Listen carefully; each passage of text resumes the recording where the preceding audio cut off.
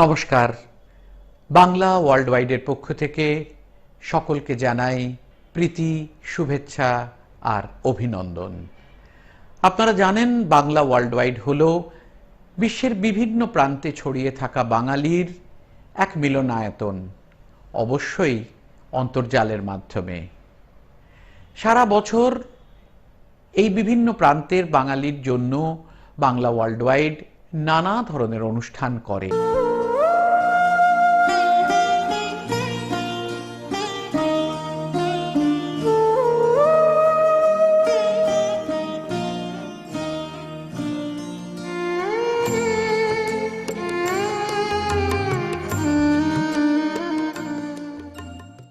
তোমার মোহন রূপে কে রায় ভুলে, তোমার মোহন রূপে জানি না কি মরণ নাচে নাচে গো, জানি না কি মরণ নাচে নাচে গো।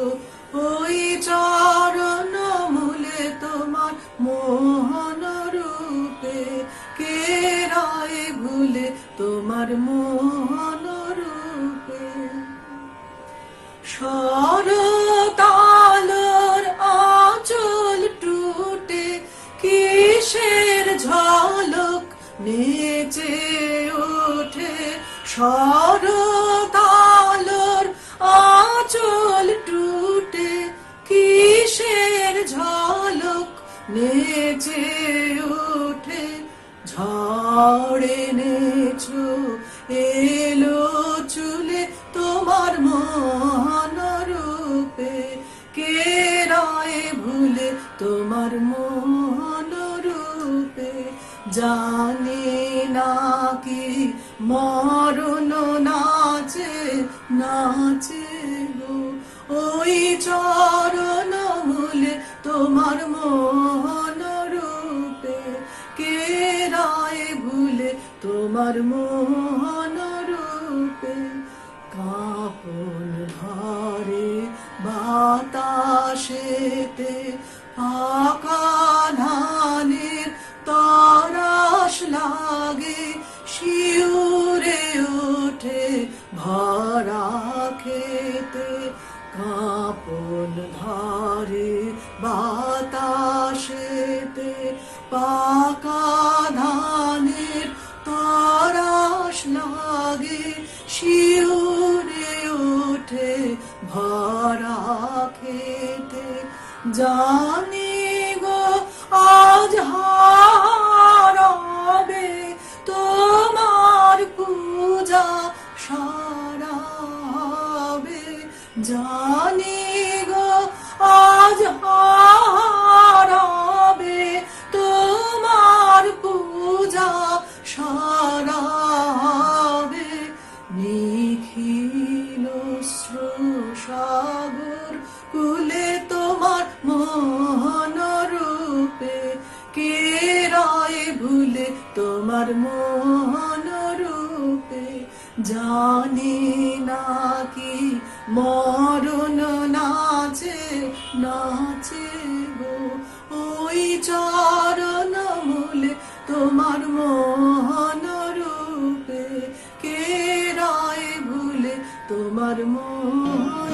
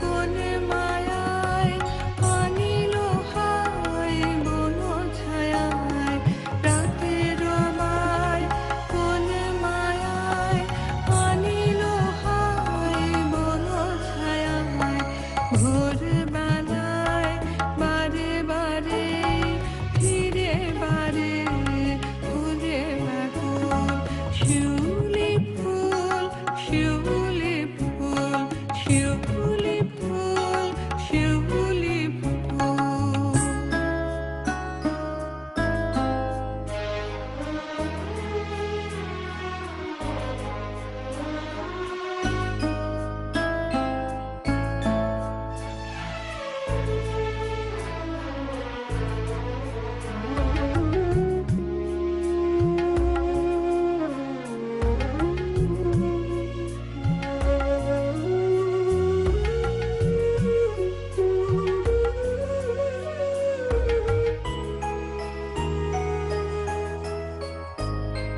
কেন রে তুই অনমনা, নয়নে তোর হিমকানা।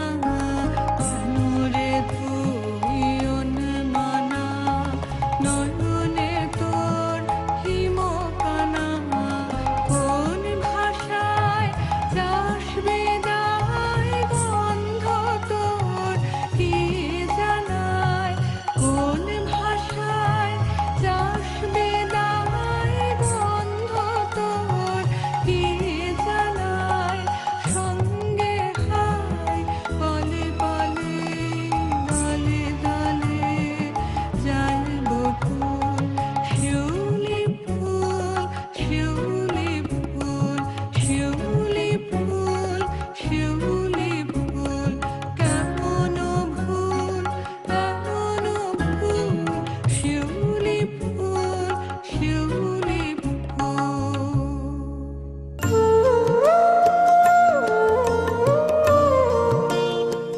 এই জীবন স্মৃতিরই ঘর ও বাহির অংশে রবীন্দ্রনাথ বলছেন, আমাদের শিশুকালে ভোগবিলাসের আয়োজন ছিল না বলিলেই হয়। মোটের উপরে তখনকার জীবনযাত্রা এখনকার চেয়ে অনেক বেশি সাদাসিধা ছিল। তখনকার কালের ভদ্রলোকের মান রক্ষার উপকরণ দেখিলে এখনকার কাল লজ্জায় তাহার সঙ্গে সকল প্রকার সম্বন্ধ অস্বীকার করিতে চাহিবে।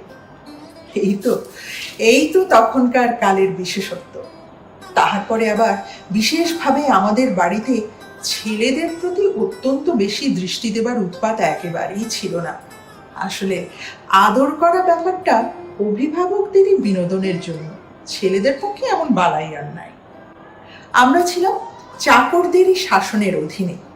নিজেদের কর্তব্যকে সরল করিয়া লইবার জন্য তাহারা আমাদের নড়াচড়া এক প্রকার বন্ধ করিয়া দিয়াছিল। সেদিকে বন্ধন যতই কঠিন থাক, অনাদর একটা মস্ত স্বাধীনতা। সেই স্বাধীনতায় আমাদের মন মুক্ত ছিল। খাওয়ানো পরানো সাজানো গোজানোর দ্বারা আমাদের চিত্তকে চারিদিক হইতে একেবারে ঠাসিয়া ধরা হয় নাই। আহারে আমাদের শৌখিনতার গন্ধও ছিল না। কাপড় চোপড় এতই যৎসামান্য ছিল যে এখনকার ছেলের চোখে তাহার তালিকা ধরিলে সম্মানহানির আশঙ্কা আছে। বয়স 10-এর কোঠা পার হইবার পূর্বে কোনোদিন কোনো কারণেই মোজা পরি নাই। শীতের দিনে একটা সাদা জামার উপরে আরেকটা সাদা জামাই যথেষ্ট ছিল। ইহাতে কোনোদিন অদৃষ্টকে দোষ দিই নাই। কেবল আমাদের বাড়ির দর্জি নেয়ামত খলিফা অবহেলা করিয়া আমাদের জামায় পকেট যোজনা অনাবশ্যক মনে করিলে দুঃখ বোধ করিতাম। কারণ এমন বালক কোনো অকিঞ্চনের ঘরেও জন্মগ্রহণ করে নাই পকেটে রাখিবার মতো স্থাবর অস্থাবর সম্পত্তি যাহার কিছু মাত্র নাই। বিধাতার কৃপায় শিশুর ঐশ্বর্য সম্বন্ধে ধনী ও নির্ধনের ঘরে বেশি কিছু তারতম্য দেখা যায় না। আমাদের চটি জুতা এক জোড়া থাকিত, কিন্তু পা দুটা যেখানে থাকিত সেখানে নহে। প্রতি পদক্ষেপে তাহাদিগকে আগে আগে নিক্ষেপ করিয়া চলিতাম।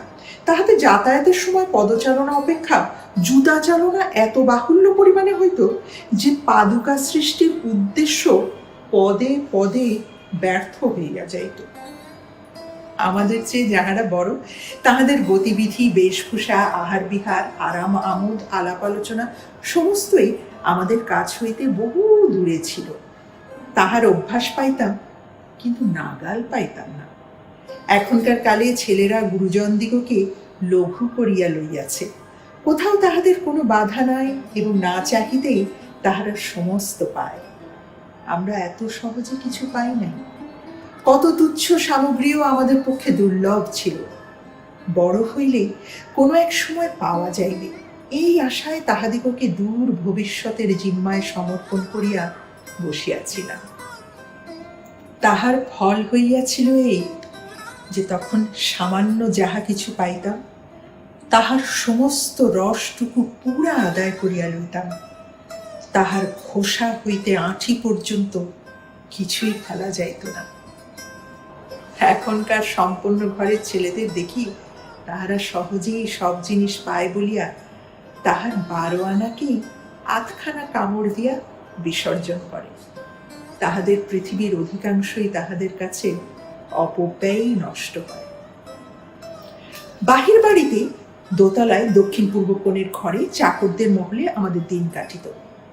আমাদের এক চাকর ছিল, তাহার নাম শ্যাম। শ্যামবর্ণ দোহারা বালক, মাথায় লম্বা চুল, খুলনা জেলায় তাহার বাড়ি। সে আমাকে ঘরের একটি নির্দিষ্ট স্থানে বসাইয়া আমার চারিদিকে খড়ি দিয়া গণ্ডি কাটিয়া দিত। গম্ভীর মুখ করিয়া তর্জনী তুলিয়া বলিয়া যাইত, গণ্ডির বাহিরে গেলেই বিষম বিপদ। বিপদটা আধি ভৌতিক কি আধি দৈবিক তাহা স্পষ্ট করিয়া বুঝিতাম না, কিন্তু মনে বড় একটা আশঙ্কা হইত। গণ্ডি পার হইয়া সীতার কি সর্বনাশ হইয়াছিল তাহা রামায়ণে পড়িয়াছিলাম। এই জন্য গণ্ডিটাকে নিতান্ত অবিশ্বাসীর মতো উড়াইয়া দিতে পারিতাম না। বাড়ির বাহিরে আমাদের যাওয়া বারণ ছিল, এমনকি বাড়ির ভিতরেও আমরা সর্বত্র যেমন খুশি যাওয়া আসা করিতে পারিতাম না। সেই জন্য বিশ্ব প্রকৃতিকে আড়াল আবডাল হইতে দেখিতাম। বাহির বলিয়া একটি অনন্ত প্রসারিত পদার্থ ছিল, যাহা আমার অতীত, অথচ যাহার রূপ, শব্দ, গন্ধ দ্বার জানলার নানা ফাঁক ফুকুর দিয়া এদিক ওদিক হইতে আমাকে চকিতে ছুঁইয়া যাইত। সে যেন গরাদের ব্যবধান দিয়া নানা ইশারায় আমার সঙ্গে খেলা করিবার নানা চেষ্টা করিত। সে ছিল মুক্ত, আমি ছিলাম বদ্ধ। মিলনের উপায় ছিল না, সেই জন্য প্রণয়ের আকর্ষণ ছিল প্রবল।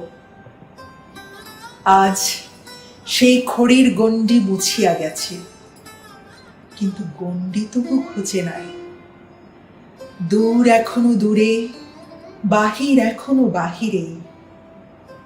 বড় হইয়া যে কবিতাটি লিখিয়াছিলাম তাহাই মনে পড়ে। খাঁচার পাখি ছিল সোনার খাঁচাটিতে, বনের পাখি ছিল বনে। একদা কি করিয়া মিলন হলো দহি, কি ছিল বিধাতার মনে। বনের পাখি বলে, খাঁচার পাখি আয়, বনেতে যাই দোহে মিলে। খাঁচার পাখি বলে, বনের পাখি আয়, খাঁচায় থাকি নিরিবিলে। বনের পাখি বলে, না, আমি শিকলে ধরা নাহি দিব। খাঁচার পাখি বলে, হায়, আমি কেমনে বনে বাহিরিব।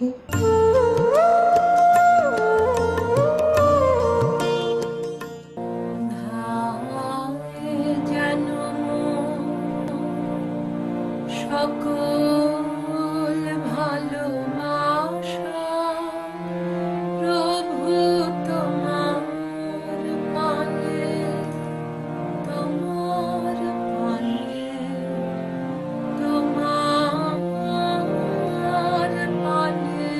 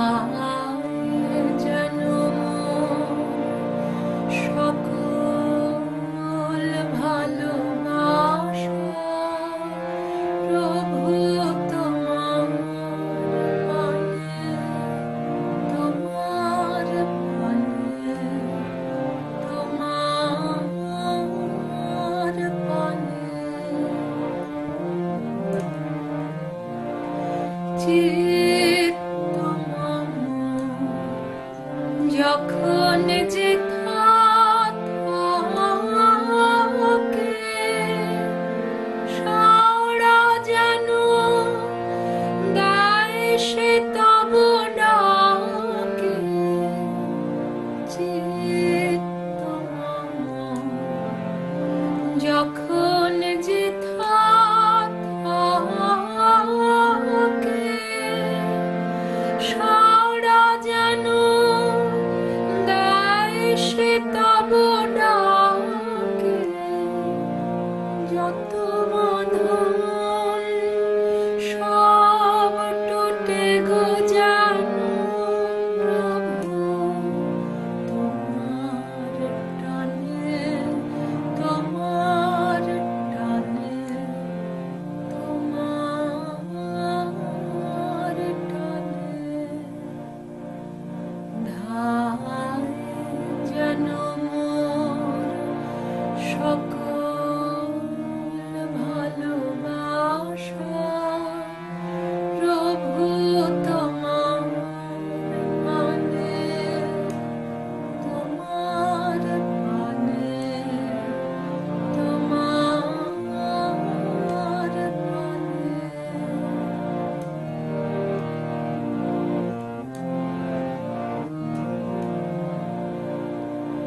বাহিরের ভিক্ষা ভরা থালে এবার যেন নিঃশেষ হয় খালি অন্তর মোর গোপনে যায় ভরে প্রভু তোমার দানে তোমার দানে তোমার দানে হে বন্ধু মোর,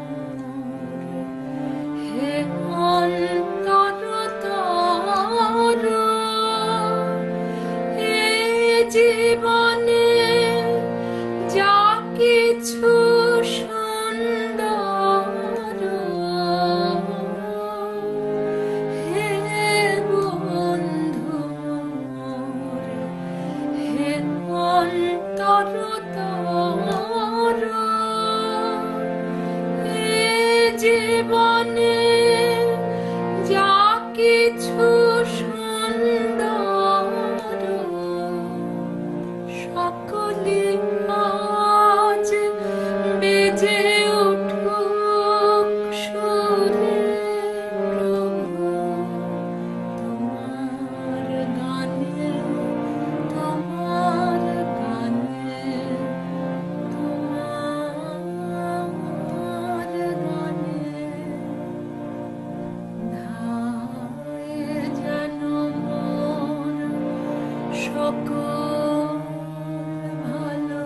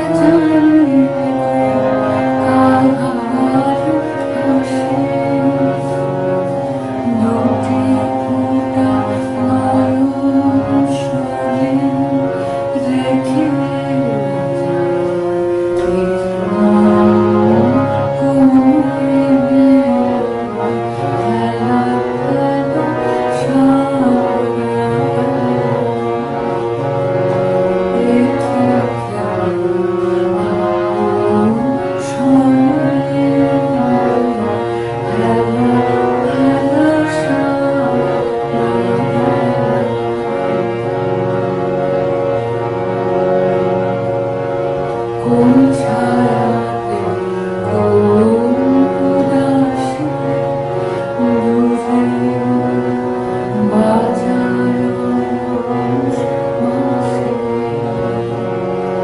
মনে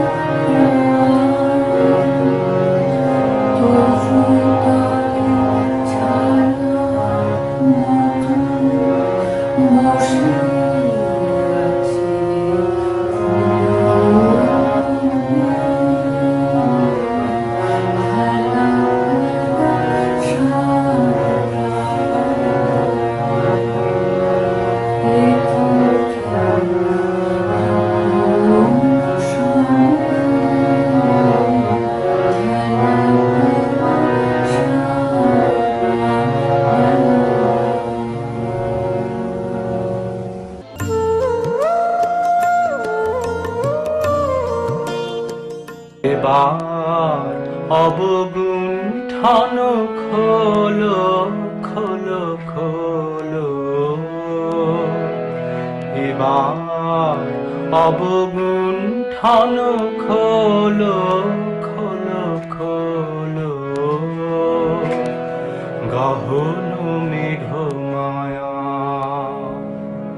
বিজন বন ছায়া, গহন মেঘমায়া বিজন বন ছায়া, তোমার আলসে অবলুণ্ঠন সারা হলো সারা হলো, এবার অবগুণ্ঠন খোলো খোলো খোলো।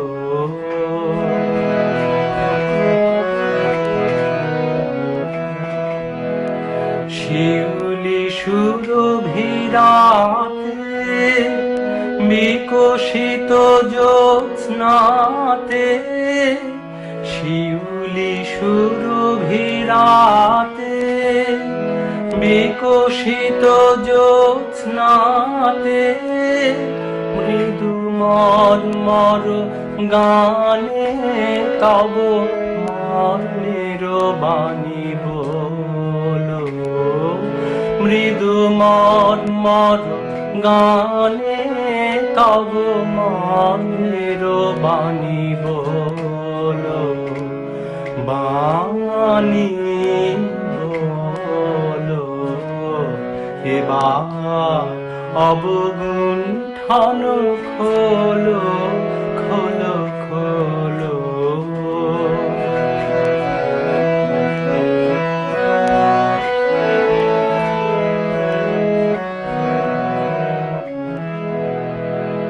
বিষাদ অশ্রু জলে মিলুক সরম হাসে, মালতী বিতান তলে বাজুক মধুর বাঁশি, বাজুক মধুর বাঁশি, শিশির সিক্ত বায়ে বিজড়িত আলো ছায়ে, শিশির সিক্ত বায়ে বিজড়িত আলো ছায়ে, বিরহ মিলনে গাথা নব প্রণয় দোলায় দোলো, বিরহ মিলনে গাথা নব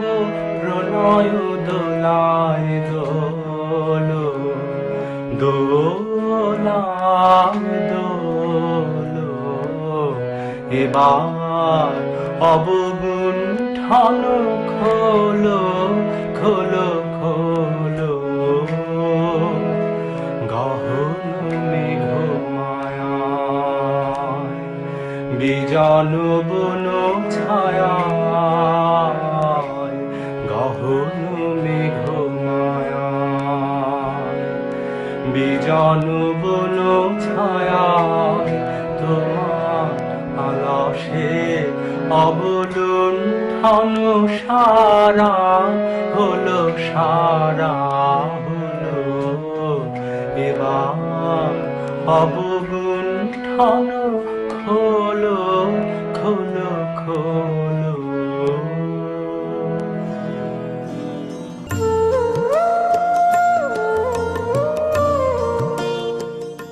আজকাল আমি বিকেলে সন্ধ্যার দিকে ডাঙায় উঠে অনেকক্ষণ বেড়াতে থাকি।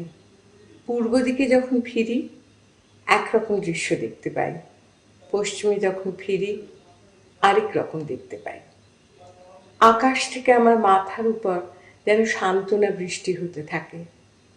আমার দুই মুগ্ধ চোখের ভিতর দিয়ে যেন একটি স্বর্ণময় মঙ্গলের ধারা আমার অন্তরের মধ্যে প্রবেশ করতে থাকে। এই বাতাসে, আকাশে এবং আলোকে প্রতিক্ষণে আমার মন ছেয়ে যেন নতুন পাতা গজিয়ে উঠছে। আমি নতুন প্রাণ এবং বলে পরিপূর্ণ হয়ে উঠছি।